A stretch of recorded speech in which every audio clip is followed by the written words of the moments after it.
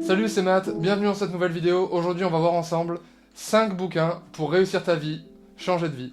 C'est parti. Bon, alors petite intro, moi ça fait des années que je lis des bouquins de développement personnel et des bouquins donc de non-fiction comme on dit.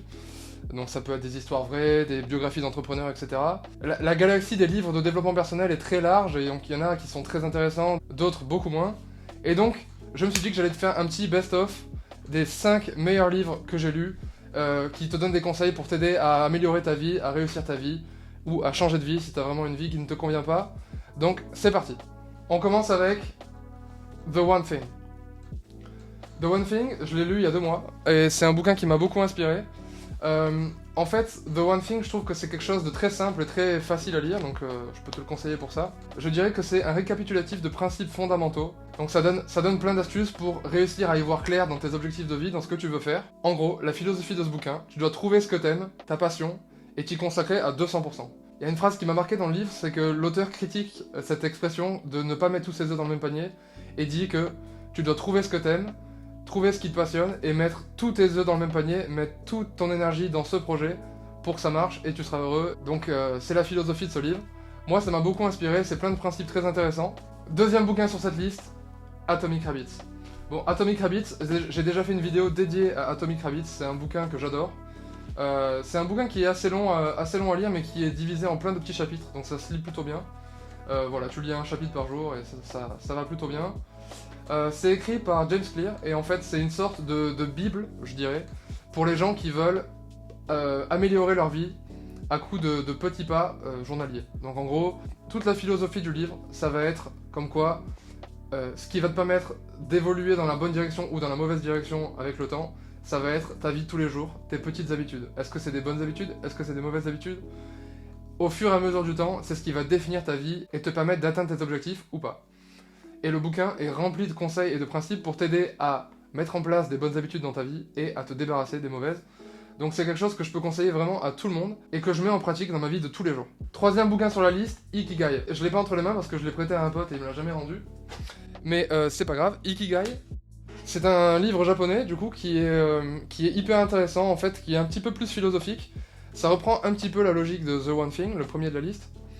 Mais en gros, Ikigai ça parle des japonais et de comment est-ce qu'ils trouvent le bonheur en trouvant leur Ikigai. Et donc en gros, ton Ikigai, ça va être le croisement des chemins entre ce que tu sais faire, ce que tu aimes faire, et ce qui rapporte de l'argent. Voilà, donc ça va t'aider à trouver ton Ikigai, et ça va te donner plein d'exemples de gens qui ont trouvé leur bonheur ou leur réussite à travers leur consécration à leur art, à leur entreprise, voilà, à leur passion. Voilà, c'est un bouquin que j'ai trouvé très inspirant, c'est un peu moins axé business. The One Thing, le premier, c'est vraiment business.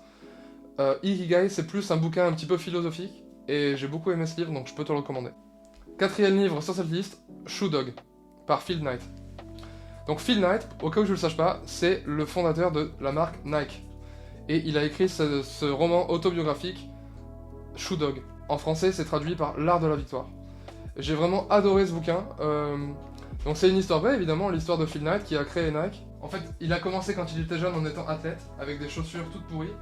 Et un jour, il est allé au Japon et il a découvert que les Japonais étaient extrêmement en avance en termes de basket pour le sport.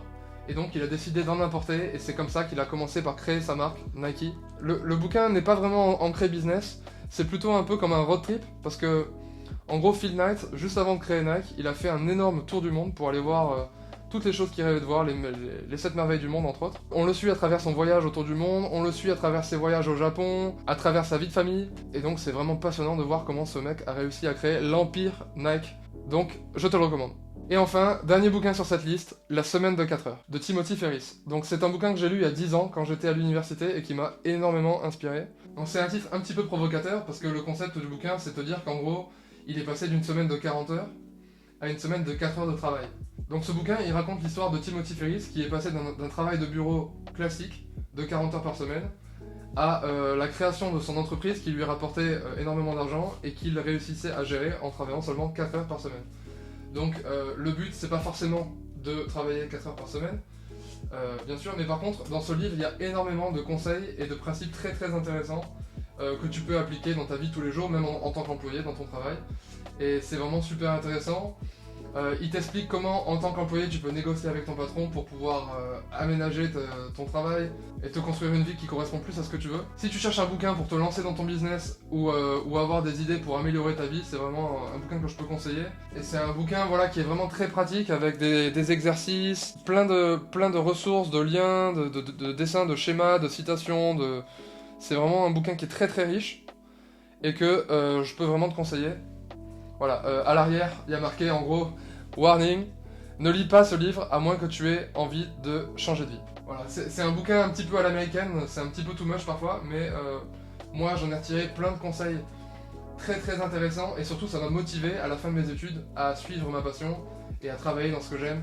Donc c'est vraiment un livre qui me tient très à cœur et dont je voulais te parler absolument aujourd'hui. Voilà, cette vidéo touche à sa fin, j'espère qu'elle te sera utile. J'espère que ça t'aura donné envie de découvrir les livres dont je t'ai parlé. Moi c'est Matt, donc je débute sur YouTube, n'hésite pas à liker et à t'abonner, ça m'aide énormément. Je fais des vidéos qui parlent de santé, de développement personnel et de liberté. Donc si c'est des sujets qui t'intéressent, abonne-toi. Merci d'avoir regardé cette vidéo et je te dis à la prochaine.